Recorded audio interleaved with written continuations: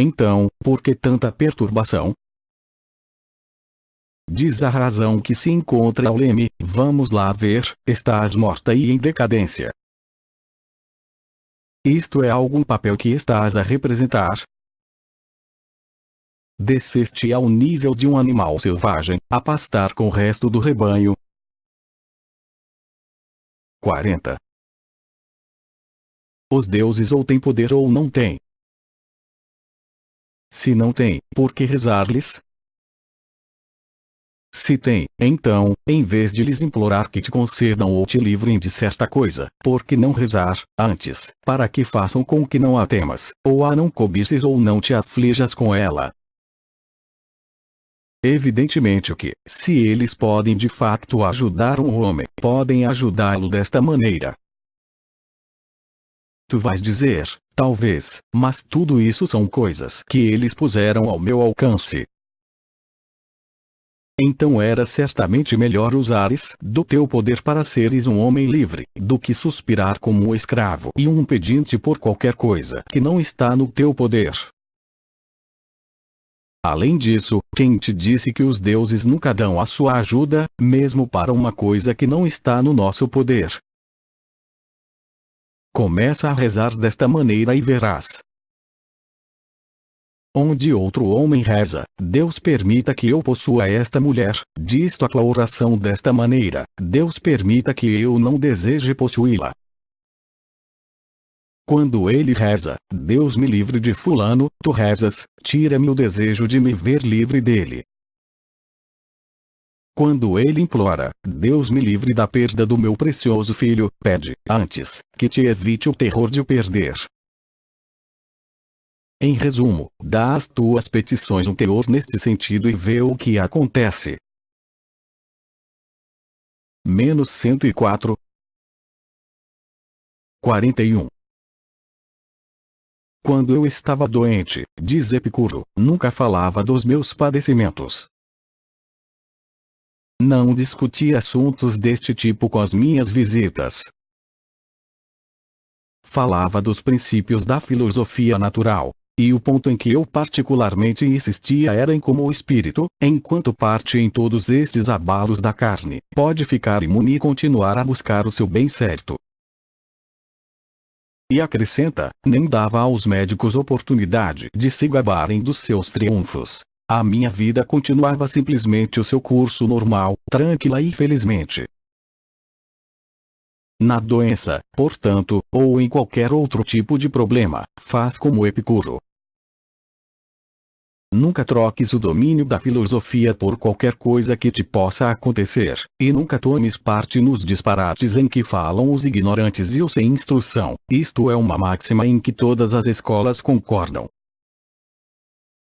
Concentra-te totalmente na tarefa que tens diante de ti, e no instrumento que possuis para sua realização. 42. Quando te sentires ultrajado pela insolência de alguém, pergunta-te logo, poderá o mundo existir sem os insolentes? Não pode. Portanto não peças impossíveis. Aquele homem é simplesmente um dos insolentes cuja existência é necessária ao mundo. Tem este pensamento bem presente sempre que se depares com velhacarias, duplicidades ou qualquer outra forma de dissimulação ou falta de probidade. Tens apenas que te lembrar de que este tipo é indispensável e logo te sentirás mais bondoso para com a pessoa.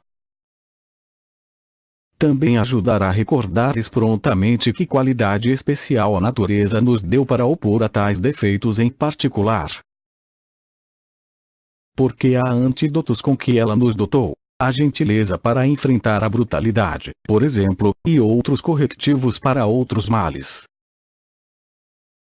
Geralmente também tens a oportunidade de mostrar ao culpado o seu erro, porque toda a gente que comete erros está a faltar ao cumprimento do seu próprio objetivo e é portanto um bronco. Além disso, que prejuízo sofreste tu? Nada do que estas vítimas da tua irritação fizeram pôde afetar de modo nocivo o teu espírito. E só no espírito é que qualquer coisa mal ou prejudicial para o eu pode ter existência real. O que é que há de errado ou de surpreendente, afinal, no comportamento grosseiro de uma pessoa grosseira? Pensa, portanto, se a culpa não será antes tua mesmo por não preveres que ele te ia ofender dessa maneira. Tu, em virtude da tua razão, tinhas todos os meios para considerar provável esse seu comportamento. Esqueceste isso e agora sua ofensa apanha-te de surpresa. Quando ficares indignado com alguém pela sua perfídia ou ingratidão, volta o teu pensamento primeiro e sobretudo para ti próprio. Porque o erro é claramente teu se puseres muita fé na boa fé de um homem com essas características, ou, quando lhe tiveres feito bem, se não o tiveres feito sem reservas, e na crença de que essa ação seria, ela própria, a recompensa. Depois de prestado um serviço a um homem, que mais querias? Não te basta ter obedecido às leis da tua própria natureza sem esperar qualquer paga. Isso é como os olhos pedirem uma recompensa por verem, ou os pés por caminharem. É precisamente para esse fim que eles existem. E eles têm o que lhes é devido, ao fazerem aquilo para que foram criados. Da mesma maneira, o homem nasce para actos de bondade. E quando ele faz uma ação boa, ou de -105, qualquer maneira serviu o bem comum, fez aquilo para que foi criado e já recebeu a sua paga. -107. Livro 10. 1. Ó alma minha, será que nunca serás boa e sincera, una, aberta, mais visível ainda ao observador do que ao corpo que te envolve? Será que nunca irás conhecer o sabor da doçura de um coração amante e afetuoso? Será que nunca ficarás satisfeita e não carente, nunca suspirando por nada, nunca ansiando por pessoa ou coisa que te proporcione os teus prazeres, ou pelo prolongamento dos dias para os gozar, por um lugar ou país ou clima agradável, ou doce companhia humana? Quando é que ficarás satisfeita com o teu estado atual, feliz com tudo o que te rodeia, convencida de que todas as coisas são tuas, de que tudo deriva dos deuses, e que tudo está e estará bem contigo, desde que isso lhes dê prazer e seja destinado por eles para a segurança e bem-estar daquele todo vivente e perfeito, tão bom, tão justo, tão belo, que dá a vida a todas as coisas, protegendo-as e abraçando-as, e, na sua dissolução, absorvendo-as em si próprio para que outras da sua espécie possam nascer. Será que nunca te adaptarás a um tal companheirismo com os deuses e com os homens de modo a não teres uma só palavra de queixa deles, uma só palavra de censura da parte deles? 2. Presta atenção àquilo que a tua natureza particular exige de ti, como alguém que está totalmente submetido ao governo da grande natureza.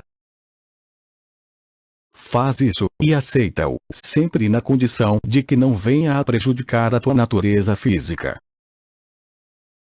Contudo, presta também atenção às exigências da tua natureza física e sanciona todas elas, a não ser que venham, por sua vez, a prejudicar a tua natureza racional, e o racional implica diretamente o social também. Segue estas regras e não desperdices esforços noutras coisas. 3. Aconteça-te o que acontecer, a natureza ou te preparou para o enfrentar ou não te preparou. Se acontece alguma coisa desagradável que tens o poder de suportar, não fiques ressentido, mas suporta-o, antes, da maneira que ela te capacitou para o fazeres.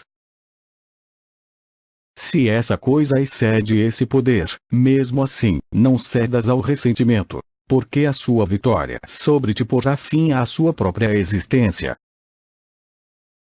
Lembra-te, contudo, de que a natureza te deu, de facto, a capacidade para suportar qualquer coisa que o teu julgamento consiga declarar suportável, considerando-a como uma coisa de interesse próprio e um dever a cumprir. 4. Se um homem tem um deslize, admoesta-o delicadamente e mostra-lhe o erro. Se não o conseguires convencer, lança as culpas sobre ti mesmo, ou então não culpes ninguém. 5. Todas as coisas que te possam acontecer, sejam elas quais forem, foram preparadas para ti antecipadamente desde o princípio dos tempos. Na tapeçaria da causação, o fio do teu ser foi entrelaçado desde sempre com esse particular incidente. Índice -108. 6.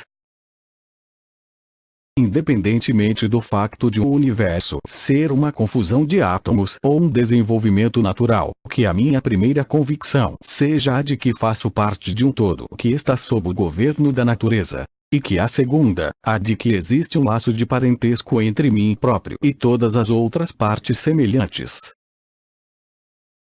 Se tiver em mente estas duas ideias, em primeiro lugar, sendo eu uma parte, não me sentirei magoado por uma qualquer disposição a mim destinada e vinda do todo, uma vez que nada que seja bom para um qualquer todo pode ser mal para uma das partes, e neste caso não há nada no conteúdo deste todo que seja prejudicial para ele próprio. O mesmo, de facto, pode dizer-se em relação a todos os organismos naturais. Mas a natureza do universo tem ainda outra coisa que a distingue, que não há causa exterior a si que alguma vez a possa obrigar a produzir qualquer coisa de mal para si própria. Então, lembrando que sou uma parte desse todo, aceitarei alegremente seja o que for que me caiba em sorte. Em segundo lugar, dado que há este laço de parentesco entre mim e as outras partes minhas congêneres, não farei nada que possa vir a magoar o seu bem-estar comum, mas, pelo contrário, terei sempre intencionalmente em vista essas partes minhas semelhantes, orientando todos os impulsos no sentido do seu bem e afastados de qualquer coisa que concorra contra isso.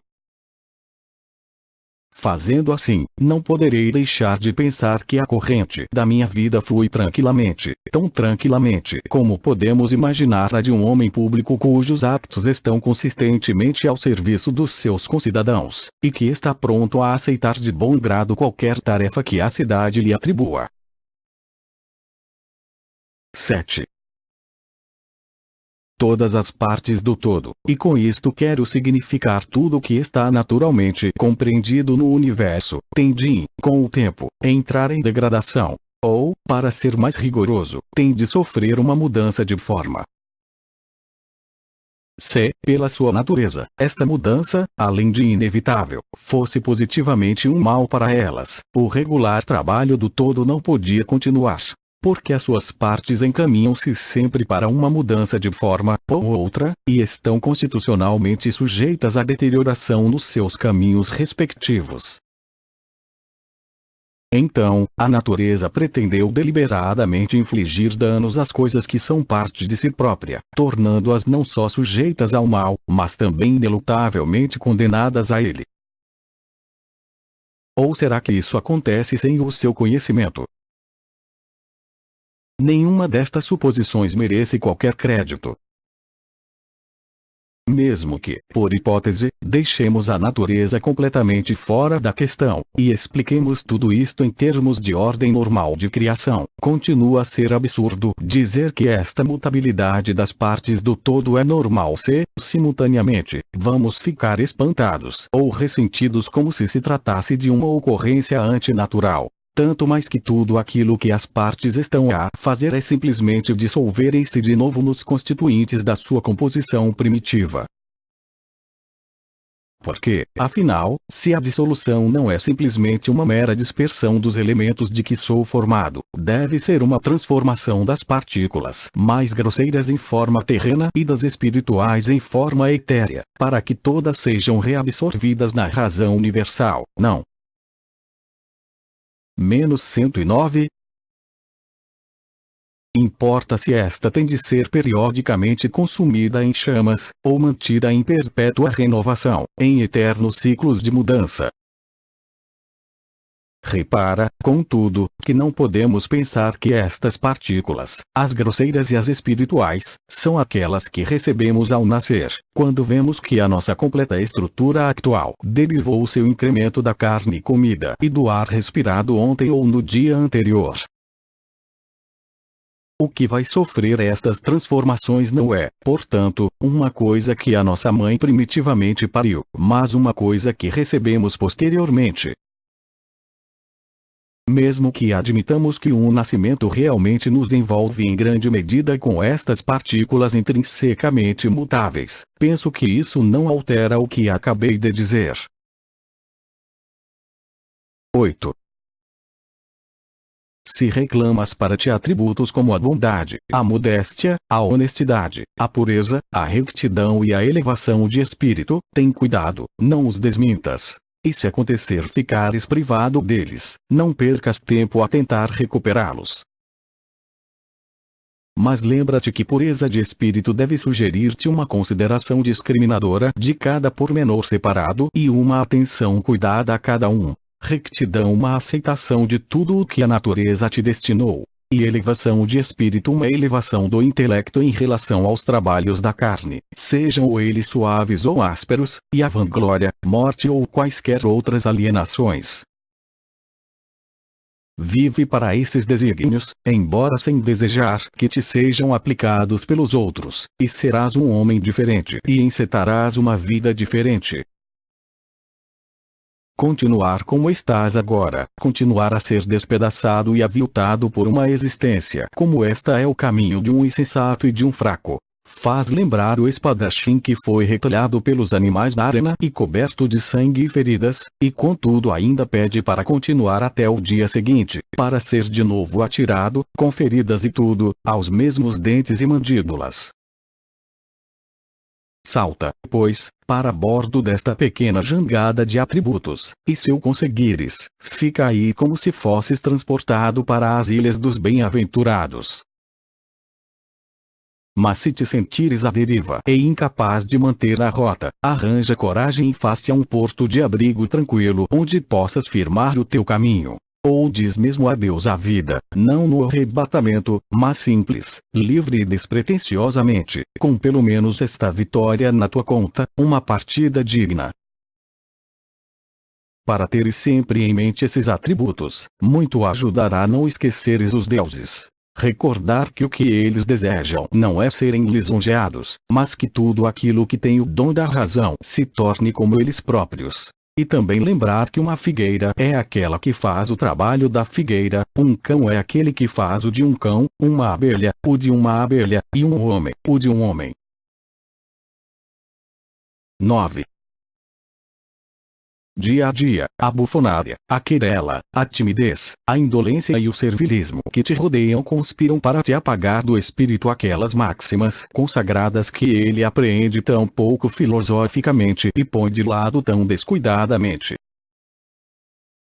O que o dever exige de ti é observar cada simples coisa e realizar cada acto de tal maneira que, ao mesmo tempo que as exigências práticas de uma situação são satisfeitas, os poderes do pensamento sejam plenamente exercidos. E também manter, em reserva, mas nunca longe da vista, a autoconfiança própria de quem dominou todos os pormenores relevantes. Será que nunca irás atingir a menos 110? Felicidade de uma integridade e dignidade reais? De uma compreensão que abranja o mais íntimo ser de cada coisa, o seu lugar na ordem mundial, o prazo da sua existência natural, a estrutura da sua composição, e a quem pertence ou quem tem o poder de o outorgar ou de o retirar? 10. Uma aranha sente orgulho em apanhar uma mosca, e um homem, de caçar uma lebre, ou outro, de pescar um arenque, ou um terceiro, de capturar javalis, ou ursos ou samartianos. 68. Se entrares na questão dos princípios, não serão estes simplesmente ladrões, 11. Cria o hábito de observares regularmente o processo universal da mudança. Falo com frequência, e instruir-te plenamente neste ramo do estudo. Não há nada que mais elevação dê ao espírito. Porque quando um homem compreende que em qualquer momento pode ter de deixar tudo para trás e deixar a companhia dos seus camaradas, ele põe o corpo de parte. A partir de então, dedica-se totalmente ao serviço da justiça nas suas ações pessoais e à consonância com a natureza em tudo mais. Não desperdiça um só pensamento sobre o que os outros podem dizer ou pensar dele ou fazer contra ele. Apenas duas coisas lhe bastam: a justiça nas suas ações diárias e satisfação com tudo aquilo que do destino lhe coube. Todas as preocupações, todas as distrações são postas de parte. A sua única ambição é seguir os caminhos rectos da lei, e, ao proceder assim, torna-se um seguidor de Deus. 12. Para que o trabalho de tentar adivinhar, se o caminho do dever está ali diante dos teus olhos? Se a estrada for bem clara para a poderes ver, avança de boa vontade sem olhares para trás. Se não, espera e aconselha-te da melhor maneira possível. Se mais obstáculos se te depararem, avança discretamente até ao limite dos teus recursos, seguindo sempre o caminho que a justiça te aponta. Alcançar a justiça é o ponto mais alto do sucesso, uma vez que é aí que o fracasso mais frequentemente ocorre. 13. Começa o dia por te perguntar: pode a conduta justa e recta de outrem ter alguma influência em mim próprio? Não.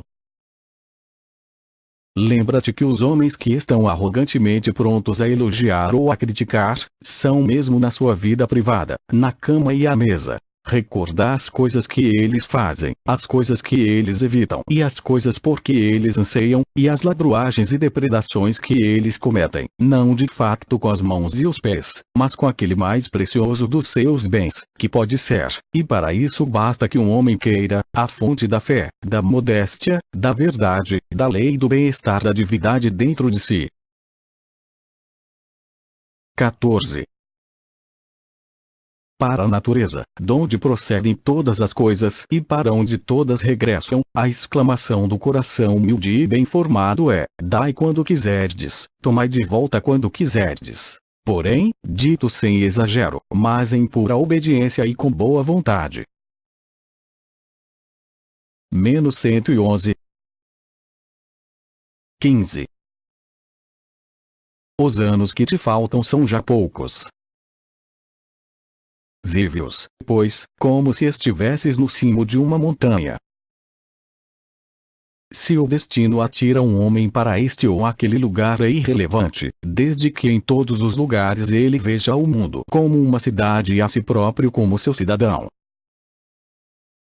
Dá aos homens a oportunidade de verem e conhecerem um verdadeiro homem que vive segundo as leis da natureza. Se eles não conseguem tolerar a vista, então que se livrem dele. É melhor assim do que viver como eles vivem. 16. Não desperdices mais tempo a discutir sobre como um homem bom deve ser. Sê um deles. 17. Deixa que o teu espírito habite sempre em todo o tempo e em todo o ser, e assim aprenda que cada coisa separada não é mais do que um grão de areia em comparação com o ser e uma simples volta de parafuso em comparação com o tempo. 18. Compreende a natureza de todas as coisas materiais, observando como cada uma delas está neste preciso momento a sofrer dissolução e mudança, e está já em processo de degradação, ou dispersão, ou o que quer que seja que o destino lhe tenha reservado. 19. A comer, a dormir, a copular, a excretar, e a fazer outras coisas do gênero. Que turba que eles são. tão pomposos na sua arrogância, tão autoritários e tirânicos, tão altivamente críticos dos outros. Quantas botas lambiam eles ainda há pouco, e com que fins? E daqui a pouco estarão a fazer outra vez a mesma coisa. 20. Aquilo que a natureza traz para cada homem e para cada coisa é para seu bem, mais ainda, é para o seu bem no preciso momento em que chega. 21. A terra está apaixonada pelos aguaceiros que vêm do céu, e o santificado céu está, ele mesmo, apaixonado. 69. Isto é, o universo está verdadeiramente apaixonado pela sua tarefa de talhar seja o que for que esteja para nascer. E para o universo, portanto, a minha resposta tem de ser: como vos amais, também eu amo. Não é esta a mesma ideia implícita na vulgar expressão que diz que tal ou tal coisa gosta de acontecer? 22. Tu, ou continuas a viver aqui, hábito aqui já está suficientemente adaptado, ou mudas-te para qualquer outro sítio, o que farás por tua própria e livre iniciativa, ou morres, o que significa que o teu serviço acabou. Outra escolha não há, portanto, encara isto de boa mente. 23.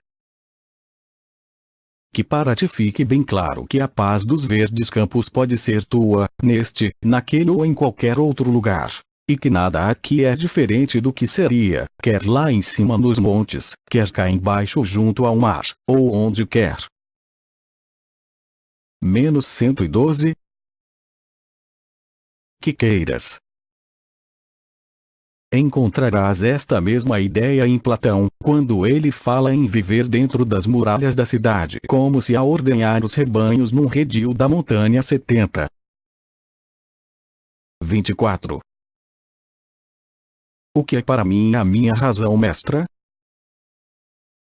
O que é que estou a fazer dela neste momento? Que uso estou eu a dar-lhe? Será que ela está a revelar-se uma tonta? Estará a ficar divorciada e separada dos laços da camaradagem? Terá ficado tão envolvida e tão identificada com a carne que reflete as suas mudanças e vacilações? 25.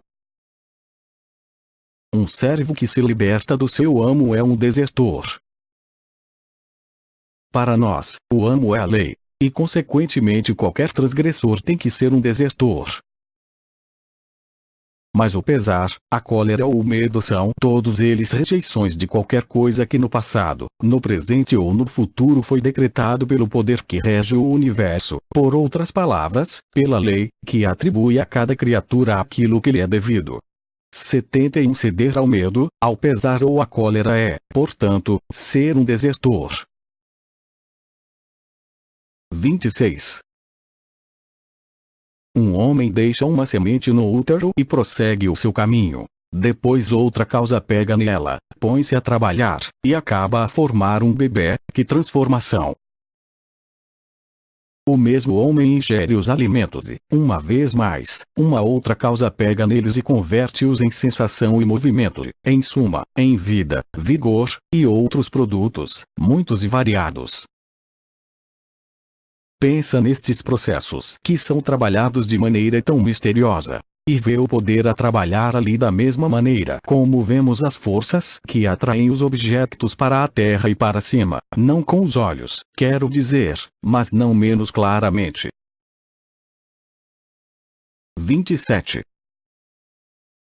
Pensa muitas vezes como toda a vida de hoje é uma repetição do passado, e observa que ela também pressagia o que está para vir. Revê os muitos dramas acabados e os seus cenários, todos tão semelhantes, que tens conhecido na tua experiência, ou da história passada. Todo o círculo da corte de Adriano, por exemplo, ou a corte de Antônio, ou as cortes de Filipe, Alexandre e Cresus. A representação é sempre a mesma, só os atores mudam. 28. Quando vires um homem aborrecido ou ressentido com alguma coisa, pensa num porco a espernear e a grunhir sob a faca do sacrifício. Outro que se recolha na cama, em solidão, lamentando-se silenciosamente da nossa servidão, também não está em melhor situação. Só aos seres racionais é garantido o poder de uma conformidade voluntária com as circunstâncias. A simples conformidade em si mesma, que a implacável necessidade exige de cada criatura. 29. Em qualquer coisa de que te encarregues, seja ela qual for, para cada passo para te perguntares: é a ideia de ser privado disto que me faz temer a morte. Menos 113. 30.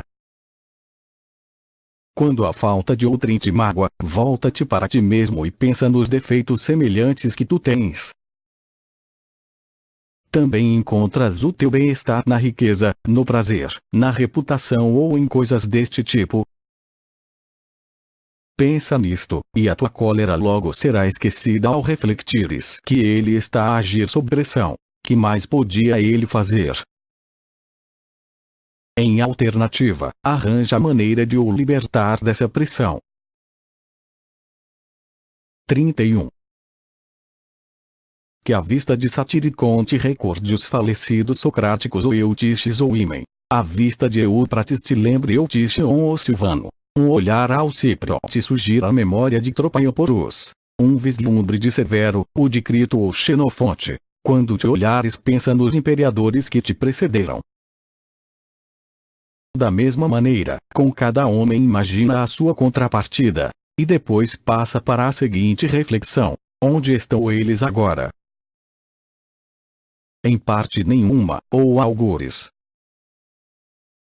Desta maneira, ir-te-ás acostumando a olhar tudo o que é mortal como um vapor e um nada. E mais ainda, se te lembrares também de que as mudanças nas coisas, uma vez operadas, são para sempre irreversíveis. Então por que lutar e esforçares-te em vez de ficares satisfeito em viver convenientemente a tua curta vida? Pensa no material e nas possibilidades para o bem que andas a rejeitar. Uma vez que, o que são as tuas aflições senão exercícios para treino da tua razão, depois de ter aprendido a ver as verdades da vida a uma correta luz filosófica? Sê paciente, pois, até que, para ti, elas se tornem familiares e naturais, da mesma maneira que um estômago forte pode assimilar toda a espécie de alimentos, ou um fogo brilhante transforma qualquer coisa que se lhe atire em calor e chamas. 32. Não permitas que alguém se sinta no direito de dizer com verdade que te falta integridade e bondade. Se alguém pensar tal coisa, trata de fazer com que isso não tenha fundamento. Tudo depende de ti, pois, quem mais te pode impedir de conseguir a integridade e a bondade? Se não consegues viver desta maneira, só tens de tomar a decisão de não continuar a viver. Porque, nesse caso, nem a própria razão te pode exigir que continues. 33. Qual é a melhor coisa que pode ser dita ou feita com os materiais à tua disposição?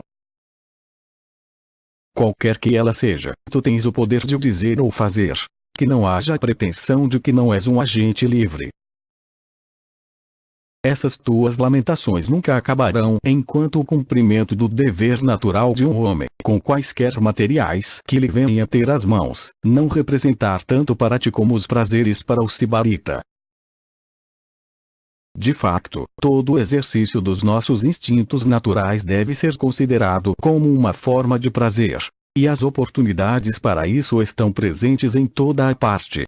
Um cilindro não tem sempre o privilégio, seguramente, de se mover à sua vontade, nem a água, nem o fogo, nem qualquer outra coisa que esteja submetida ao governo da sua própria natureza ou de uma alma sem razão, porque há muitos fatores que intervêm para o evitar.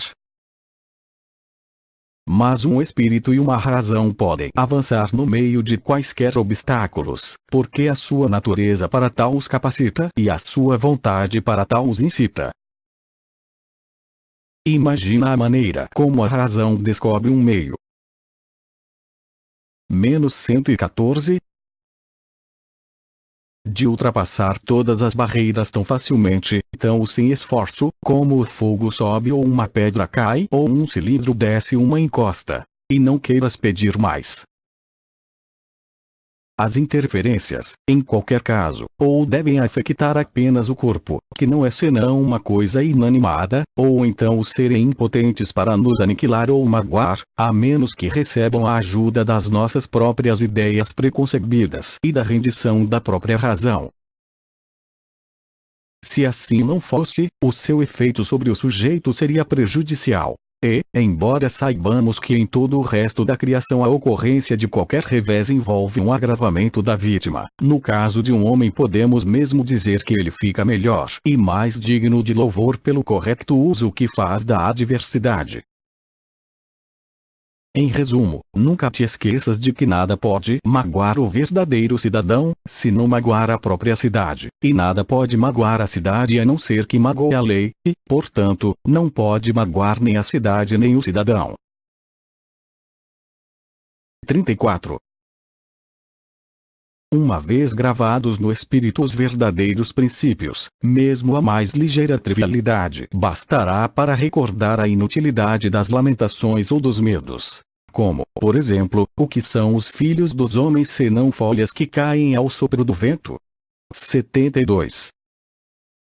Tal como folhas eram aqueles teus queridos filhos, folhas também são as multidões, aquelas vozes pretensamente convincentes que gritam as suas aclamações, lançam as suas maldições ou zombam e escarnecem às escondidas. Folhas também são todos aqueles em cujas mãos ficará a tua reputação daqui para frente. Todos e cada um, eles florescem na primavera, os ventos fazem-nos cair, e logo a floresta põe nova verdura no seu lugar. A impermanência é o distintivo de todos e cada um. E, contudo, tu persegue-los ou foges deles, como se eles tivessem que sofrer para toda a eternidade. Dentro em pouco, os teus olhos fechar-se-ão. E pelo homem que te levar à sepultura, também pouco depois as lágrimas correrão. 35.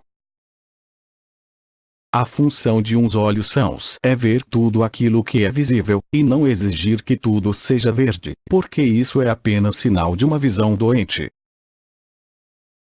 Da mesma maneira, a audição e o olfato, se saudáveis, devem estar receptivos a todos os sons e cheiros, e um estômago são, a todos os tipos de carne, como um moinho que aceita qualquer cereal que esteja preparado para moer. Da mesma forma, portanto, um espírito são deve estar preparado para qualquer coisa que possa acontecer. Um espírito que exclame: "Ó, que os meus filhos sejam poupados!" Ou ó, se o mundo ressoasse de aclamações a todos os meus actos, é uma vista anelando pelo verde, ou um dente por coisa tenra. 36. Não há ninguém tão afortunado que não tenha à cabeceira do leito da morte quem saúde a sua próxima perda com deleite. Digamos que ele era tão virtuoso, sábio até. E mesmo assim, haverá sempre alguém que no fim murmura baixinho: "Finalmente podemos outra vez respirar à vontade sem nosso amo." Ele nunca foi certamente severo conosco, mas tive sempre a impressão de que ele tinha um secreto desprezo por nós. Tal é o destino dos virtuosos. Quanto aos outros. Menos 115. De nós, que quantidade de outras boas razões não há para alguns dos nossos amigos, e não tão poucos como isso, ficarem contentes por se verem livres de nós. Pensa nisto quando estiveres para morrer. Isso tornará mais fácil a reflexão seguinte: vou deixar o mundo em que os meus próprios companheiros, por quem eu tanto trabalhei, tanto orei e tanto pensei, desejam a minha partida e esperam obter qualquer alívio com ela. Então, como é que alguém pode desejar um prolongamento dos seus dias aqui? Contudo, não te vás, por essa razão, com um espírito de menos bondade para com eles. Conserva a tua amizade do costume, a boa vontade e a caridade. E não sintas a partida como uma separação dolorosa, antes deixa que a tua despedida seja como aquelas mortes indolores em que a alma desliza facilmente para fora do corpo. Antes, a natureza juntou-te a esses homens e uniu-vos num só. Agora ela desfaz o nó. Estou solto, pois, também dos meus próprios parentes. Mas sem resistência, sem forçar. É apenas mais um dos processos da natureza. 37.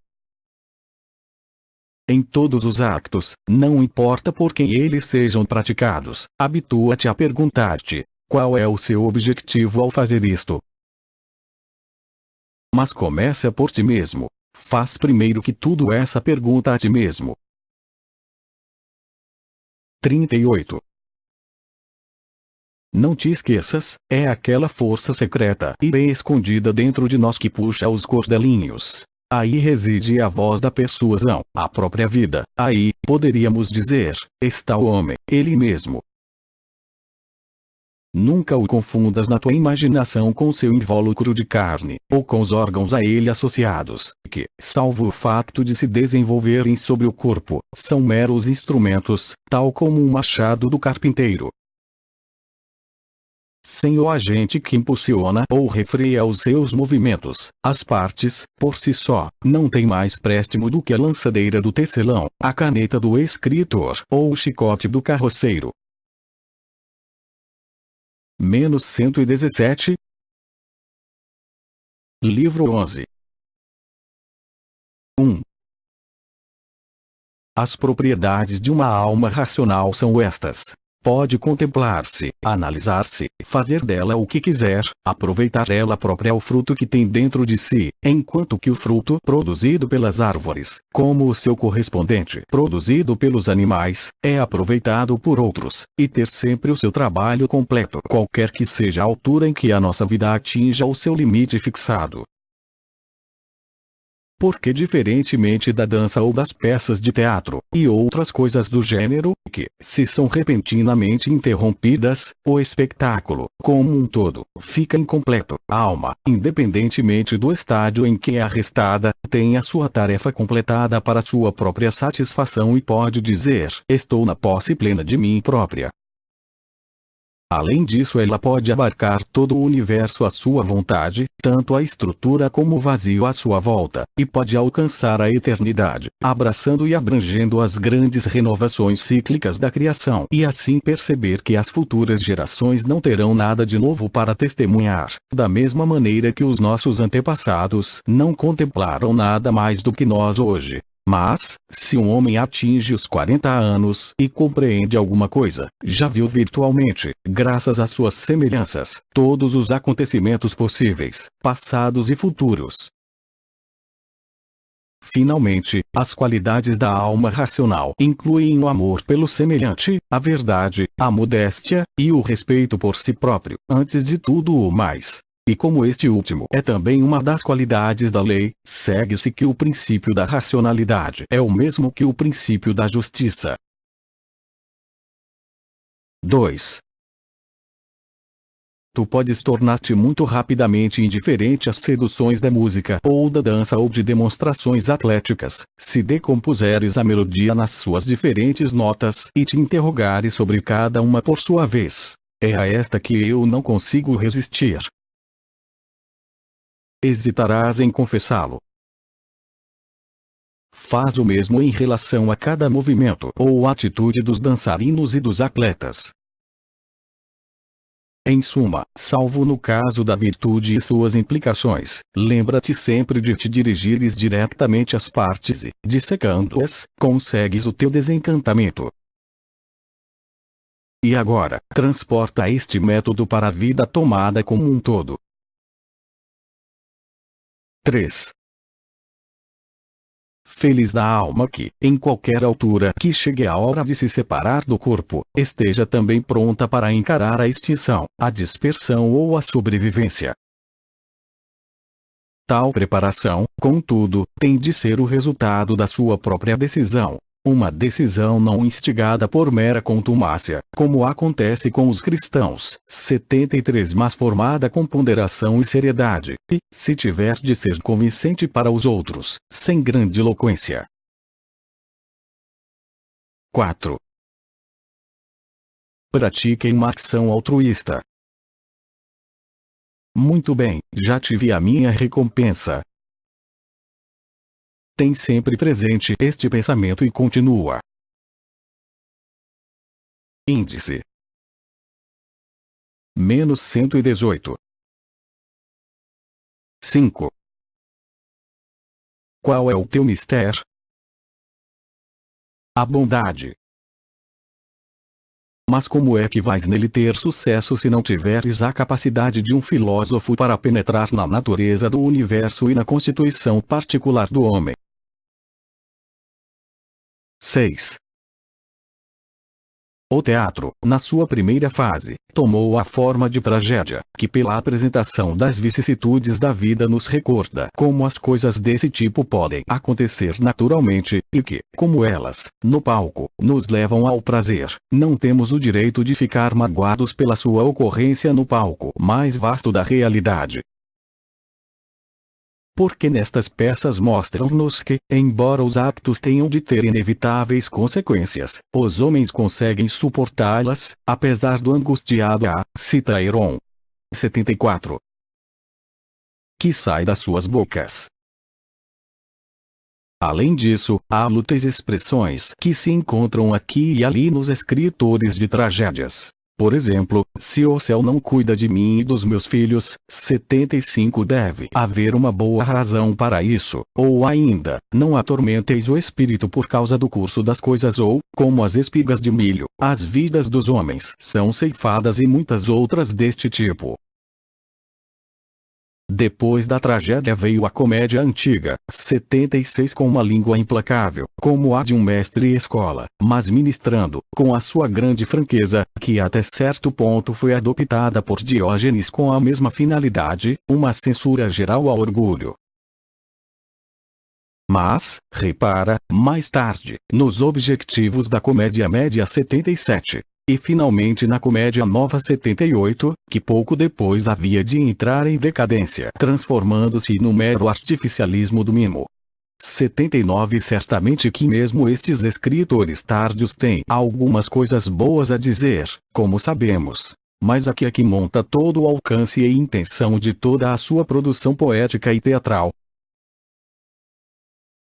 7. Manifestamente, nenhuma condição de vida podia ser tão adequada à prática da filosofia como esta em que o acaso te encontra hoje. 8. O ramo arrancado de outro ramo adjacente fica necessariamente arrancado da árvore. Da mesma maneira, um homem que foi separado dos seus semelhantes fica também separado de toda a comunidade. Mas enquanto que o ramo é podado por outras mãos, o homem, com os seus sentimentos de ódio e aversão, provoca o seu próprio afastamento do seu semelhante, e não vê que ao mesmo tempo cortou a sua relação com toda a estrutura da sociedade. Todavia, está no nosso poder, graças a Zeus, o autor de toda a fraternidade, requare unirmos-nos de novo com o nosso semelhante, desempenhando assim, uma vez mais, o nosso papel na integração do todo. Mas se estes atos de secessão se repetirem com frequência, dificultam ao não conformista a consecução desta reunião e restituição. O ramo que foi parceiro do crescimento da árvore desde o início e que nunca deixou de partilhar a sua vida é uma coisa diferente de um.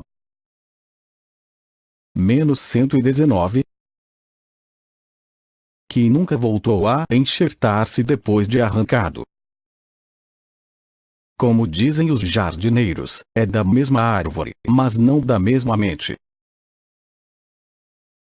9.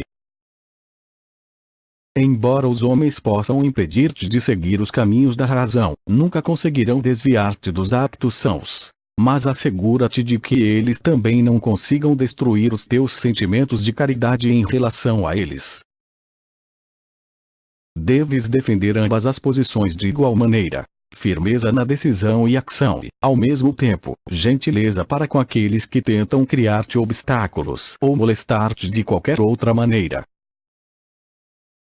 Ceder à irritação seria fraqueza igual a do abandono do teu curso de ação e ser forçado à rendição. Em ambos os casos o posto do dever fica deserto. Num, por falta de coragem, e no outro pelo afastamento de homens que são teus irmãos e amigos naturais. 10. Qualquer forma da natureza supera a arte, porque toda a arte não é mais do que a imitação da natureza. Assim sendo, aquela natureza suprema que é mais perfeita e abrangente do que qualquer outra não pode deixar de ser preeminente no ofício do artista.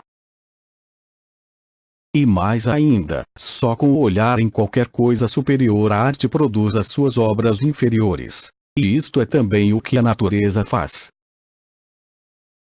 Aqui encontramos então as origens da justiça, porque todas as outras virtudes dependem disto. Nunca podemos conseguir verdadeira justiça enquanto nos dedicamos a coisas de menor valor, e nos contentamos em continuar crédulos, obstinados e inconstantes.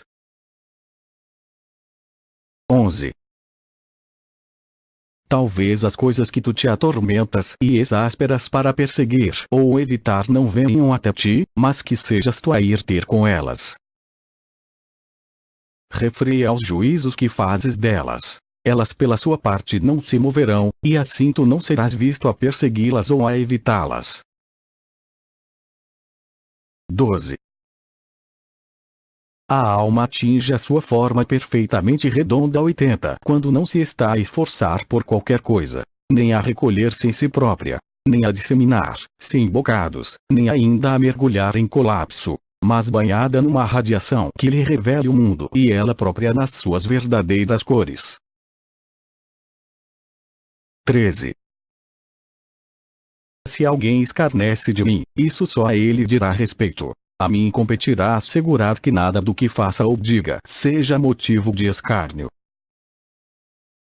Talvez ele me odeie. Uma vez mais, o problema dele. O meu é manter relações de amizade e caridade com todos os homens, pronto a mostrar a esse mesmo homem onde é que ele errou e fazê-lo sem recriminações ou manifesta indulgência, mas, supondo que as suas palavras não foram mero palavreado, franca e generosamente, como o possuíam de outrora. 81 É este o espírito certo que um homem deve ter em si. Nunca deve ser visto pelos deuses no apto de alimentar um rancor ou de fazer dos seus sofrimentos uma ofensa. Que mal te pode atingir se seguires as leis do teu ser e aceitares momento a momento tudo que a grande natureza considera oportuno, como um verdadeiro homem que se esforça por desenvolver por todos os meios o bem-estar do mundo. Menos 120. 14. Eles desprezam-se e todavia adulam-se. Cada um deles era capaz de passar por cima do outro, e contudo aninha-se e abaixa-se diante dele. 15. Como a coisa soa insincera e vazia quando alguém diz: estou decidido a ser perfeitamente franco contigo. Ora, homem, o que é isso? A coisa não precisa de prólogo. Ela revela-se por si própria. Devia estar escrita na testa, devia estar espelhada no tom da voz, devia brilhar-te nos olhos, como um simples olhar da pessoa amada diz tudo ao amante. A sinceridade e a bondade devem ter o seu próprio odor, para que quem com isso depare fique logo a saber, mesmo contra sua vontade. Uma franqueza simulada é um punhal escondido. A amizade fingida do lobo é a mais desprezível de todas e deve ser completamente repudiada. Um homem verdadeiramente bom e sincero e bem-intencionado revela-o na expressão, e ninguém poderá deixar de o ver. 16. A vida autêntica pode ser levada à perfeição por qualquer alma capaz de mostrar indiferença em relação às coisas que são, elas próprias, indiferentes. Isto pode ser conseguido dando cuidadosa atenção aos elementos que as compõem, e depois a elas próprias. E tendo também sempre em mente que nenhuma delas é responsável pela opinião que delas formamos. Elas não vêm ter conosco, ficam estacionárias. Nós é que fazemos juízos acerca delas e depois as inscrevemos, por assim dizer, nos nossos espíritos. Isto apesar do facto de estar na nossa mão não escrever absolutamente nada, ou pelo menos, apagar prontamente qualquer coisa que se tenha escrito inadvertidamente. Além disso, deves lembrar-te de que não haverá muito mais tempo para cuidar destes assuntos, e que a nossa corrida em breve acabará. Não te aflijas, pois, se as coisas não correrem sempre ao teu gosto. Desde que estejam em consonância com a natureza, contenta-te com elas, e não cries dificuldades. Se não estiverem, descobre então o que é que a tua própria natureza ordena e faz os possíveis por cumpri-lo, porque a procura do nosso próprio bem está sempre justificada. 17. Pensa na origem de cada coisa, no que a compõe e naquilo em que se vai transformar, e naquilo que ela será depois da transformação, e que não ficará minimamente pior. 18. Quando ofendido. Conselho primeiro. Recorda a íntima relação entre mim e o resto da humanidade. Isto prevalece porque todos nós nascemos uns para os outros. Ou, para apresentar outra razão, porque nasci para ser o seu guia, tal como o carneiro não castrado nasceu para guiar o rebanho, ou o touro, a manada. Ou ainda, voltando aos primeiros princípios, porque o mundo, se não for um conjunto de simples átomos, tem de ser governado pela natureza, e, nesse caso, as espécies inferiores da criação têm de existir para as superiores, e as superiores têm de existir umas para as outras. Um segundo. Pensa nos seus caracteres, à mesa e na cama, e por aí adiante. E em particular nas pressões que as suas maneiras de pensar exercem sobre eles, e na consequente autoconfiança com que eles agem. Menos 121. Um terceiro. Se o que eles estão a fazer está correto, não tens que te sentir magoado. Se não está, só pode ter sido sem intenção e inconscientemente. Porque, precisamente como nenhuma alma jamais viola a verdade voluntariamente, também ninguém nega voluntariamente a outrem o tratamento a que ele tem direito. Observa a sua indignação quando alguém o acusa de injustiça, ingratidão, mesquinhez ou qualquer outro mau comportamento para com os seus semelhantes. Um quarto. Tu próprio magoas de várias maneiras, e não és diferente de todos os outros. Podes evitar certos erros, mas a tendência está lá, mesmo que a cobardia ou a preocupação pela tua reputação ou outro motivo ignóbil te inibam de imitar as suas más ações. Um quinto. Tu não tens a certeza de que eles estejam a proceder mal, porque os motivos dos actos dos homens nem sempre são o que parecem.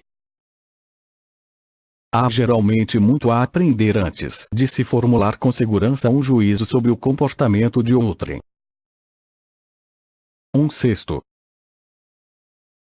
Diz a ti mesmo, quando te sentires exasperado ou sem paciência nenhuma, que esta vida mortal não dura mais do que um momento. Não falta muito para que todos e cada um de nós sejamos postos em repouso. Um sétimo. Não são os actos destes homens, que apenas dizem respeito à sua razão diretora, que são a fonte dos nossos aborrecimentos, mas a cor que nós próprios lhes atribuímos. Elimina isto, abandona todos os pensamentos sobre os seus ódios, e a cólera desaparecerá imediatamente. Como proceder a tal apagamento? Refletindo que pelo menos tu ficas ileso. Porque se não fosse verdade que só a desgraça moral é má, tu próprio serias culpado de inúmeros procedimentos condenáveis, roubo e todos os outros tipos de vilanias. 82 1/8. A nossa cólera e irritação são mais prejudiciais a nós próprios do que as coisas que as provocam. 1/9. A bondade é irresistível, se genuína e sem falsos sorrisos ou duplicidade. A mais rematada insolência não pode fazer nada se continuares persistentemente bom para com quem te ofendeu. Admoesta-o gentilmente quando se oferecer a oportunidade, e no momento em que ele se prepare para dar livre curso à maldade chama-o calmamente à razão dizendo: não, meu filho, não foi para isto que fomos feitos. Eu não fico magoado. Tu estás a magoar-te a ti mesmo. Explica-lhe cortesmente e em termos gerais a razão por que isto é assim, e como nem as abelhas e outros animais gregários se comportam como ele, mas não o faças com sarcasmo ou espírito recriminatório, antes com real afecto e sem rancor. Não como um mestre escola, nem para a admiração dos circunstantes, mas, mesmo na presença de outras pessoas, como se tu e ele estivessem a sós. Guarda esses 9 conselhos na memória, como outras tantas dádivas das musas. E, enquanto ainda estás vivo, começa finalmente a ser um homem. Todavia, ao procurares defender-te contra a cólera em relação aos outros, não descures evitar a bajulação. Ambas são contra o bem-estar comum e ambas conduzem à maldade. Em momento de cólera, tem sempre presente a ideia de que a irritação não é sinal de virilidade e que há mais virilidade e também mais humanidade natural naquele que se mostra gentil e sereno, naquele que dá. Menos 122. Mostras de força e coragem e virilidade, e não no seu semelhante encolerizado e insatisfeito.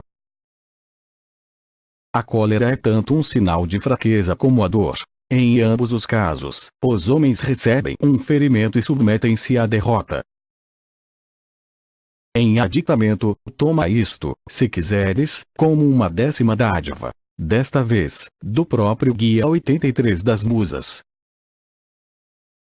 Esperar que os homens maus nunca façam coisas más é insensato. É esperar o impossível. Tolerar as suas ofensas aos outros, e não contar com nenhumas a ti próprio, é irracional e arbitrário. 19. Há 4 desvios do timoneiro da tua alma contra os quais te deves constantemente precaver e suprimi-los quando detectados. Diz-lhes um a um: isto é um pensamento que não é necessário, isto iria minar a camaradagem, isto não é a voz do meu verdadeiro eu. Porque exprimir qualquer coisa que não os teus verdadeiros sentimentos é, de entre todas as coisas, a mais inoportuna e, em quarto lugar, quando estiveres inclinado para a autocensura, isto mostraria que o elemento divino em mim foi derrotado e forçado a ajoelhar pela carne ignóbil e mortal, com as suas concepções grosseiras. 20. Embora a propensão natural de quaisquer partículas etéreas e ígneas da tua composição seja a de se elevarem, contudo, em obediência às ordens do todo, elas são reprimidas dentro do corpo que compõem. Por outro lado, todas as partículas terrenas e fluídas em ti, apesar da sua tendência para se afundarem, são mantidas à superfície e numa posição que lhes não é natural. Assim, mesmo estas partículas obedecem às leis do todo. Quando destinadas a uma posição, elas mantêm-se forçosamente aí até que o sinal para a dissolução as chame de novo. Então, não é penoso que só a única parte de ti que não é obediente e que se agasta com a sua própria esfera de ação seja a parte pensante? Nada de violento lhe é exigido, nada mais do que estar em consonância com a sua própria natureza. Contudo, não se quer submeter e rompe na direção contrária, porque o que são todos aqueles seus movimentos no sentido da injustiça, da intemperança, da cólera, da dor ou do medo senão divergências voluntárias da natureza? Quando o timoneiro da alma revela ressentimento por qualquer coisa que lhe aconteça, nesse momento está a abandonar o seu posto. Porque ele não foi menos feito para a santidade e veneração dos deuses do que para a justiça, e aquelas, sendo parte da ideia de camaradagem do universo, têm de vir antes da justiça. 21. Se a vida de um homem não tem um objetivo consistente e uniforme, não pode ele próprio ser consistente e uniforme.